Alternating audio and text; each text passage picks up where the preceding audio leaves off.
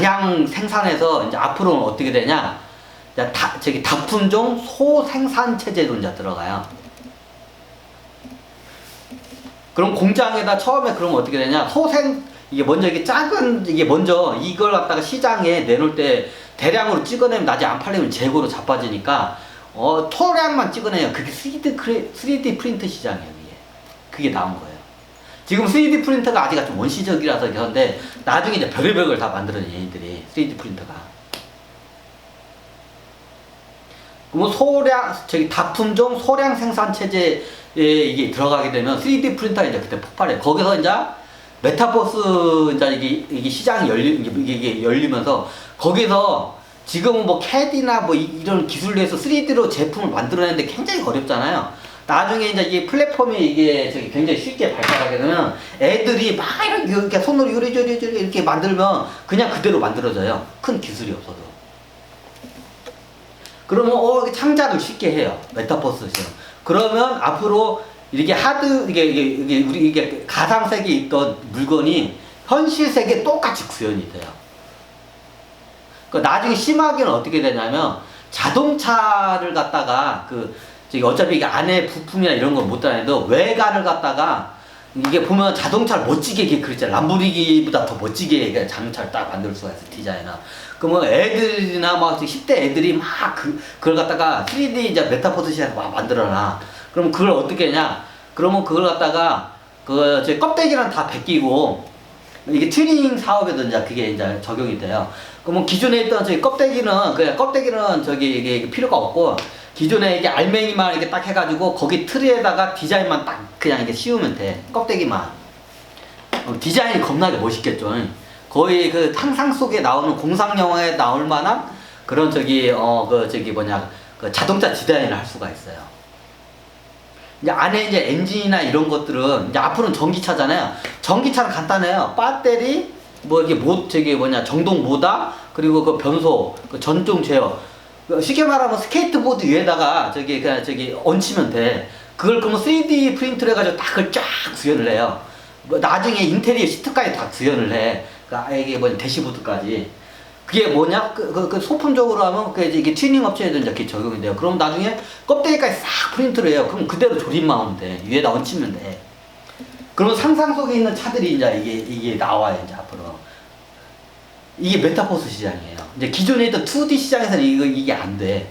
근데 3D 이제 이게 증강현실로 가게 되면 이게 증강현실까지만 가게도 이제 이런 일들 말고 가상사에게 이게 멋지게 디자인해놓은 쉽게 디자인하는 것 갖다가 현실세계 진짜 구현을 해버려요.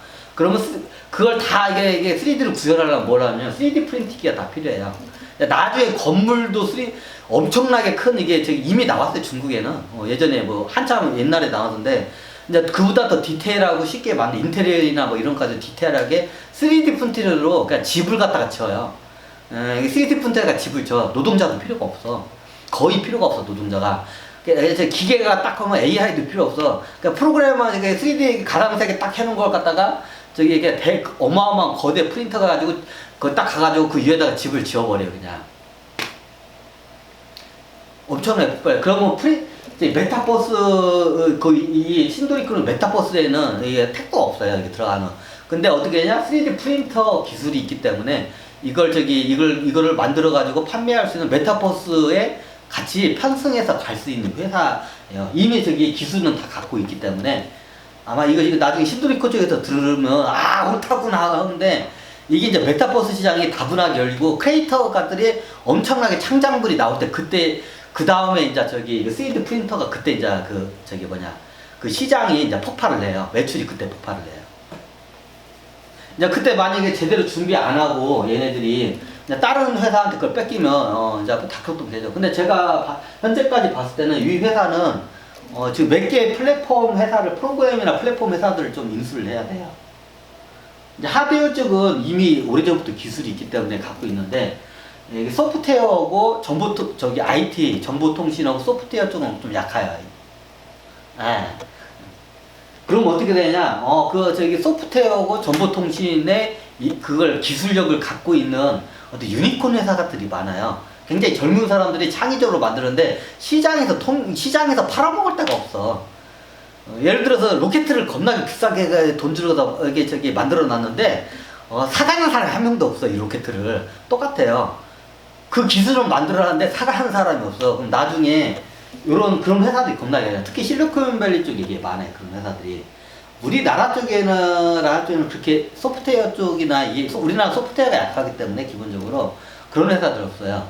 그럼 어떻게 했냐? 이런 회사들은 기본적으로 그럼 소프트웨어 보시면 아시겠지만 소프트웨어가 굉장히 형편없어요. 나중에 이제 메타버스 같이 가려면 소프트웨어가 같이 따라가는데 굉장히 형편없어요. 소프트웨어가 얘네들이. 그럼 얘네들이 어떻게 하냐? 그 플랫폼 회사들하고 소프트웨어를 잘 갖고 있는 저기 정보통신하고 소프트웨어의 플랫폼을 기술력을 갖고 있는 유니콘 회사들이 많이 깔려 있어요. 특히 실리콘밸리 쪽 이쪽에 많아요. 우리나라 쪽에는 아마 거의 없을 거예요. 왜? 원래 인재들이 이쪽에 안 태어났어. 왜 안 태어나는데? 이유는 간단해요. 이게 천신계까지 다 뚫어보면 알아요. 이 천신계에서 예전에 어떤 일이 있었냐면 1990 IMF 사태를 여기 천신들이 일으켰어요. 어떻게는 로스차일드 가문 쪽을나 여러 이게 금융 세력들을 이게 백회가 열려가지고 선통하는 사람도 있어. 로스차일드 가문도 금융가에. 그때 어떻게 했냐? 대한민국에 있는 되게 대기업들을 싸가지 없는 대기업들을 싹 이게 청소를 한번 한 게 IMF 사태예요. 이게 천신계에서 다 작업을 한 거야. 이제 이걸 알면 왜 그렇게 된지 알아요. 그 당시에 잘 보시면 우리나라는 그 유니콘 회사들 갖다가 기술력 있는 유니콘 회사가 어떠냐. 대기업들이 다 기술 탈취를 다 해버리죠. 원래 이게 정보통신 사업과 컴퓨터 정보통신 사업과 정보통신 사업과 이게 메타버스를 원래 설계를 할 때는 대한민국이 그걸 주도하게끔 돼 있어요. 근데 그걸 갖다가 대한민국이 안 나죠. 왜? 이유는 간단해요. 그 IMF 때 이전부터 보면 대기업들이 이런 기술력 갖고 있는 얘네들을 공격을 해가지고 얘네들 갖다가 기술 갖다가 그냥 이제 뺏어가 약탈을 해가요. 약하니까. 그래서 우리나라에서 기술 개발하면 다 뺏긴다. 대기업 뺏긴다. 안 하는 게 낫다. 이게 아예 중소기업 같은데 이게 아예 망연자실해가 돼요. 그래서 그게 했는데 그 당시에 90년대쯤에 이게 원래 IT 그 IT 인재들이 원래 이게 태어났어요. 근데 그 기술을 갖다가 다 뺏어가요. 누가? 대기업 애들이. 그래가지고 아예 그냥 그쪽으로 연구를 안 해요. 그리고 그 당시에 90년대 이게 원래 그 일을 할 사람들이 다 미국 가가지고 이제 그걸 실리콘밸리로 다 넘어가서 우리나라 사람들이. 그래 우리나라도 발달 안 해서 왜? 대기업들이 다 기술 탈출을 해버리기 때문에. 그래서 다음에 메타버스 증강현실 사업도 원래 대한민국의 인재들이 태어나야 돼요. 천신계에 그걸 굉장히 태양계가 형성되기 전부터 그 일만 하던 사람들이야. 그 일만 하던 천신계 그 신들이야. 그 지구에 내려오면 천재적인 일로 그걸 일을 해요. 근데 대한민국에 한 명도 안 태어나요. 왜? 다 연구해봤자 대기업 새끼들이 다 뺏어가니까. 그래가지고 어떻게 했냐? 97년도에 그 대기업 애들을 심판을 해요. 이게 천신계에서는 그 대한민국 대기업을 심판하기 위해서 IMF라는 사태를 일으킨 거예요. 그 당시에 특히 기술 탈취를 많이 한 대기업 회사들 싹 다 그냥 다 죽여버려요. 도산을 겁나게 많이 했죠. 그때 기술 탈취를 많이 한 회사들이 대부분 도산을 해요. 다 천신계에서 잡으면. 그래가지고 그다음부터 메타버스나 이런 IT나 이런 데 인재를 대한민국에 안 내려줘요. 다 어디로 가냐? 미국에다 다 내려놨어요. 왜? 거기서는 거기가 환경이 되고, 거기서는 기술 탈출을 안 해. 정확히 M&A하고 기술을 그걸 가격을 하고, 미국에 있는 기업들은 그거를 정당하게 지불하는데, 우리나라 대기업들은 어떻게 하냐? 그냥 가서 그냥 뺏어와요, 그냥. 예를 들면 우리가 같이 연구하면서 자본금 대준다고 하고 나중에 이런 편경하면서 나중에 편입시키면서 이게 증권 뭐 이런 거 대가리 이게 경영했더니 대가리 돌려가지고 얘네들 다 쫓아내요. 그 사례가 겁나게 많아요. 제가 그 사례를 대려면 몇 달 동안을 해요. 그래서 이게 대한민국에다 이게 안 해줘요. 왜? 대기업들 큰 기업들이 다 해가지고. 그래가지고 근데 IMF 때 그 대기업들을 IMF 사태를 천신들이 일으키는 요인이 여러 가지 있는데 제일 큰 이유가 그거예요. 대기업들이 인재들을 갖다가 착취를 하는 거야. 그래 대기업을 심판하기 위해서 다 싹 쓸어버린 거예요. 그때 다 도산하는 회사들이 기술 탈취를 많이 해가지고 이게 천신계에서 죄를 많이 져가지고 다 도산한 그 회사들이에요. 나중에 그 자료 추적 분석하면 그 저기 그런 회사들이 대부분 다 그 당시에 망한 회사들이 그런 회사들이에요. 망할만 했어. 근데 그 과정에 너무 많은 이제 선신들한테 제가 많이 따라서 그 과정에 그럼 걔네들만 죽이면 되지 왜 맥없는 서민들까지 왜 타냐. 그 이유가 있다고 이제 설명하는데 그건 나중에 설명드릴게요. 그래서 우리나라에서는 기본적으로 메타버스 시장이 우리나라에서는 성공 못해요. 100% 성공 못해요. 왜? 인재들이 안 태어났어. 메타버스 그거를 구현할 수 있는 인재들이 우리나라에 조금 태어났는데 거의 없고 다 미국 쪽에 태어났어요. 아메리카. 왜? 실리콘밸리 때문에.